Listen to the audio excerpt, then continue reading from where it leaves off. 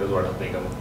त्यांनी यावं पुढं, कारण शिवाजी महाराजांच्या त्यांच्या प्रतापसिंह महाराजांच्या क्रेडिबिलिटीविषयी जर प्रश्नचिन्ह निर्माण होत असेल तर त्यांनी सुद्धा पुढे यायला पाहिजे.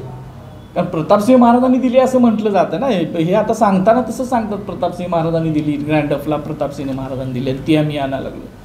प्रतापसिंह महाराजांसारखा अत्यंत शिवप्रेमी माणूस तो दिलंच कसा ना स्वतः, तिने दाखवलेले आहेत अनेक लोकांना. आणि ग्रँड डफ इथनं भारतातनं परत गेल्यानंतर सुद्धा अनेक लोकांना प्रतापसिंह महाराजांनी शिवाजी महाराजांची वागणुकं दाखवली. देतील कशी आणि ते जाईल कसं तो प्रवास एवढा करून. पण ती घराण्याकडेच आहेत ती, कारण सगळे उल्लेख तर मी कागदपत्राच्या आधारावर बोलतो ना, जे काय पुस्तकं सांगतात आणि त्यावेळीची काय आता नवीन प्रकाशित केलेलं नाही, आणि जे काय हे फोटोग्राफ सांगतोय त्याच्यात दिलेले आहेत 2 वाघनखं आहेत, भवानी तलवार आहे, खुर्ची आहे, चिलकत आहे शिवाजी महाराजांचं. ते करतील कधी तर. तुम्हाला जसं पत्र पुरावे नाही तशाच पद्धतीत खरं तर पत्र एक काही वर्षांपूर्वी ही वाघनख आता जी वाघनखं आणायला लागली ते 1971ला ब्रिटिश म्युझियम व्हिक्टोरियन अल्बर्ट म्युझियममध्ये गेलेली आहेत. तशी 6 वाघनखं त्यांच्याकडे आहेत. आणि कडोलीकरांना जे पत्र आलेलं होतं ते ब्रिटिश म्युझियमचं आलेलं होतं, ते व्हिक्टोरियन अल्बर्ट म्युझियमचं आलेलं नाही आहे. 2 वेगवेगळी संग्रहालय आहेत, ब्रिटिश म्युझियम आणि व्हिक्टोरियन अल्बर्ट म्युझियम ही 2 वेगवेगळी संग्रहालय आहेत. ब्रिटिश म्युझियमनं सांगितलं की आमच्याकडं शिवाजी महाराजांची भवानी तलवार नाही, पण शिवाजी महाराजांची वाघनखं ही व्हिक्टोरियन अल्बर्ट म्युझियममध्ये आहेत असं त्यांना वाटत होतं म्हणून त्यांनी दिले. त्यांनी काय पुरावा नाही दिलेला त्याचा. आणि म्युझियमनं ज्यांच्याकडे आहेत त्यांनीच दावा केलेला नाही ना आमच्याकडे आहेत म्हणून. ते पत्र म्हणजे त्यांचं ते माझ्याकडं ह्याच्याकडं वाघनखं आहेत ह्यांच्याकडं, आणि मी सांगतोय की माझ्या माहितीप्रमाणे ह्यांच्याकडे आहेत, तुम्ही जाऊन तपासा, असंच पत्र आहे ते. हा संभ्रम दूर करण्यासंदर्भात आरोप नाही आहेत, हे सत्य मी केलेलं आहे, सत्य सांगतोय की जे व्हिक्टोरियन अल्बर्ट म्युझियम ज्या संग्रहालयातनं ही वाघनखं शिवाजी महाराजांची म्हणून हे आणतात, ते संग्रहालय स्वतः सांगतंय की ही वाघनखं शिवाजी महाराजांची नाहीत. आणि ही गोष्ट त्या संग्रहालयाच्या संचालकांनी ज्या वेळेला महाराष्ट्राचं हे मंत्री आणि अधिकारी वरिष्ठ अधिकारी करार करायला गेलेले होते लोन ॲग्रीमेंटचं, त्यावेळेला त्यांनी स्पष्टपणे त्यांना सांगितलेली आहे की ही वाघनखं शिवाजी महाराजांची नाही आहेत. आणि तुम्ही ही वाघनखं भारतात घेऊन गेल्यानंतर जिथं ती डिस्प्ले कराल त्या ठिकाणी ही वाघनखं शिवाजी महाराजांची नाही आहेत, त्याच्याविषयी अनसर्टनिटी आहे, अशा पद्धतीचं लेबल लावायचं आहे. हे सुद्धा त्यांनी महाराष्ट्र शासनाच्या त्या अधिकाऱ्यांना आणि मंत्री महोदयांना सांगितलेलं आहे. आणि असं सांगितलेलं असताना सुद्धा महाराष्ट्राचे हे मंत्री आणि अधिकारी दादांत खोटं बोलून जी गोष्ट शिवाजी महाराजांची नाही ती गोष्ट शिवाजी महाराजांची असे सांगत त्याच्यासाठी कोट्यवधी रुपयाचा खर्च करायला लागले. ही वाघनखं कायमस्वरूपी आणणार नाही आहेत, 30 कोटी रुपये जवळजवळ ह्याच्यासाठी खर्च करून लोन ॲग्रीमेंट करून आणायला लागलेले आहेत, आणि फक्त 3 वर्षासाठी आणणार आहेत. आणि जिथं ती 6 महिन्यासाठी, वर्षभरासाठी, 9 महिन्यासाठी डिस्प्ले करणार आहेत, तिथं डिस्प्ले करायसाठी सुद्धा ती वाघनखं ठेवण्यासाठी सुद्धा त्यांनी 7-7, 8-8 कोटी रुपये खर्च करायला लागलेत. आणि नुसता तेवढाच खर्च करत नाही आहेत, तर त्याचं टेंडरसुद्धा महाराष्ट्राबाहेरच्या एका कंपनीला त्यांनी दिलेलं आहे ही वाघनखं ठेवण्याचं. म्हणजे ही महाराष्ट्राची अशी फसवणूक शिवाजी महाराजांच्या बाबतीत महाराष्ट्राच्या निर्मितीपासून कुठल्याही शासनानं केलेली नव्हती, सत्ताधाऱ्यांनी केलेली नव्हती, ती आज हे सत्ताधारी करत आहेत. शिवाजी महाराजांचा हा एक प्रकारे अपमान आहे. आणि यांच्याकडं मी जवळजवळ 6 महिने झालं अनेक पत्र लिहिलेत. पत्राचे बघा एक गट्टा निर्माण झाला आहे, पत्राचे पत्रव्यवहारचा गट्टा आहे. एकाही पत्राला एकदाच फक्त पुरातत्व खात्याच्या संचालकांनी उत्तर दिलं, त्यांनी सुद्धा ती वाघनखं शिवाजी महाराजांची आहेत असा कोणताही पुरावा त्यांच्याकडे नाही असं मान्य करणारे उत्तर दिलं. त्याच्यानंतर हे सांस्कृतिक सचिव असेल, पुरातत्व खात्याचे अधिकारी असतील, मुख्यमंत्री असतील, उपमुख्यमंत्री असतील, सांस्कृतिक मंत्री असतील, कोणीही पत्राला साधं उत्तरसुद्धा देत नाही. आणि वारंवार अनेक वेळेला ट्विट करून वर्तमानपत्रामध्ये बातम्या देऊन व्हिडिओमध्ये सांगून की ही शिवाजी महाराजांची वाघनखं आहेत, ही लोकांची शिवप्रेमींची फसवणूक करत आहेत. आणि ही फसवणूक त्यांनी तातडीनं थांबवावी. आता व्हिक्टोरियन अल्बर्ट म्युझियमच्या या पत्रामुळं त्यांचं बिंग बाहेर फुटलेलं आहे.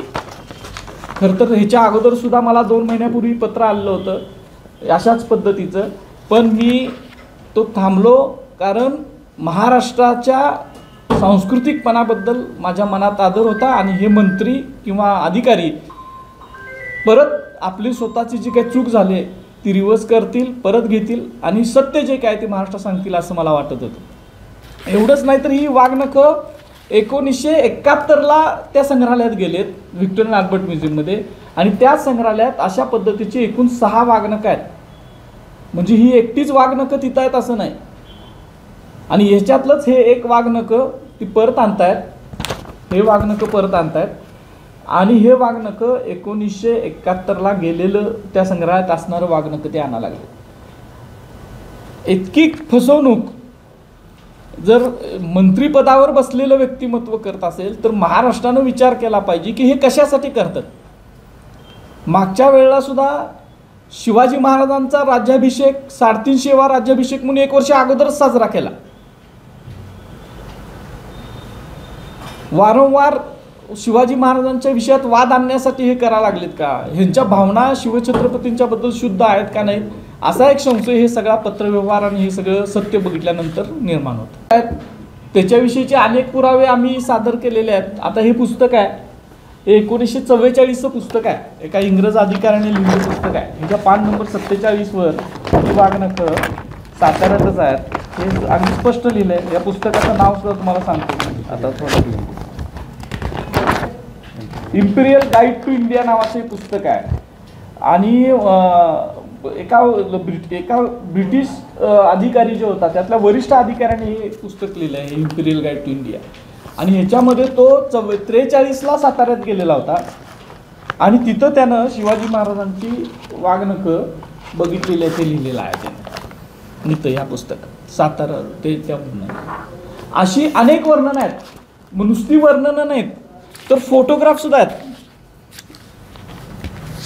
म्हणजे शिवाजी महाराजांच्या इकडे आता हा फोटो आहे, मी सगळ्यांना अगोदर सुद्धा हा पब्लिश केला होता. मॉडर्न रिव्ह्यू नावाचं एक मासिक निघायचं, त्याच्यामध्ये हा फोटो 1909ला साताऱ्या जलमंदिरात काढलेला आहे वाघनखांचा शिवाजी महाराजांच्या कॅप्शनसह दिलंय, त्याच्यात माहिती सुद्धा दिलेली आहे मॉडर्न रिव्ह्यूमध्ये.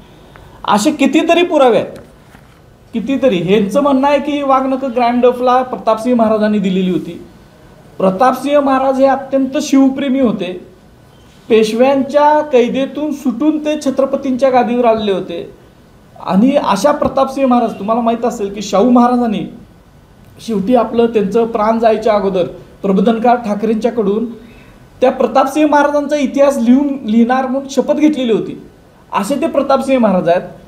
जर ही त्यांचं म्हणणं जर त्यांना, मला असा एक संशय आहे की ज्या प्रतापसिंह महाराजांनी ब्राह्मणेतर चळवळ त्यावेळेला चालवलेली होती, जे प्रतापसिंह महाराज हे छत्रपतींच्या गादीचं पुनर्जीवन त्यांनी केलेलं होतं, अशा प्रतापसिंह महाराजांचं सुद्धा चरित्र विकृत करायचं अशासाठी सुद्धा ही केली असेल. कारण त्या प्रतापसिंह महाराजांनी ग्रँड डफला ती वाघनखं दिली, त्या प्रतापसिंह महाराजांनी ग्रँड डफला वाघनखं दिली. मग त्याच्याबद्दल महाराष्ट्राच्या लोकांच्या मनामध्ये काय भावना तयार होतील त्या व्यक्तीबद्दल असं सुद्धा एक आहे. पण त्यांनी दिलेली नव्हती, त्यांनी स्वतःसुद्धा ते मान्य केलेलं नाही. आणि त्याच्यानंतर अनेक लोकांनी, म्हणजे मुंबईच्या गव्हर्नरची एक लेडी होती, लेडी फॉकलँड नावाचा गव्हर्नर होता, त्याची ती पत्नी, तिनं साताऱ्यात जाऊन ती वाघनखं भवानी तलवार बघितल्याचे तिनं सुद्धा स्वतःचं एक पुस्तक आहे, ते चाव नावाचे पुस्तकाचे 2 खंड आहेत, त्याच्यामध्ये सुद्धा मान्य केलं.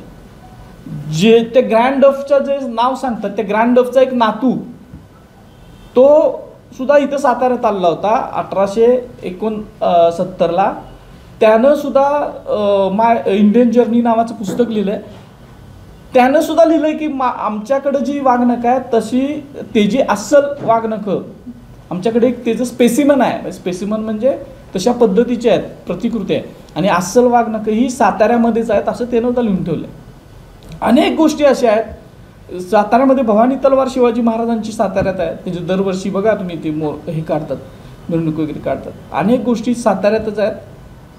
शासनानं ताबडतोब ह्याच्यावर स्पष्टीकरण द्यावं, नाहीतर ते म्युझियमवाले तर खोटं बोलतात, ज्यांच्याकडनं आणायला लागलेत त्यांना पैसे पाहिजे म्हणून, नाहीतर हे तर खोटं बोलतात. हे काहीतरी एक दोन्हीपैकीतलं एक काहीतरी त्यांनी मान्य करायला पाहिजे. तिथं स्पष्टपणे त्यांनी लिहायला सांगितलंय की जिथं वाघनखं ठेवणार आहे तिथं त्यांनी लिहायला सांगितले की ही वाघनखं शिवाजी महाराजांचे, असा कोणताही पुरावा नाही हे त्यांनी लिहायला सांगितलं. या पत्रात सुद्धा त्यांनी आम्हाला सांगितलं. की महाराष्ट्र शासनाला तरी सांगितले की तसं तुम्ही लेबल लावायचं आहे. मग जी गोष्ट शिवाजी महाराजांची नाही ती एबीपी माझा, उघडा डोळे बघा नीट.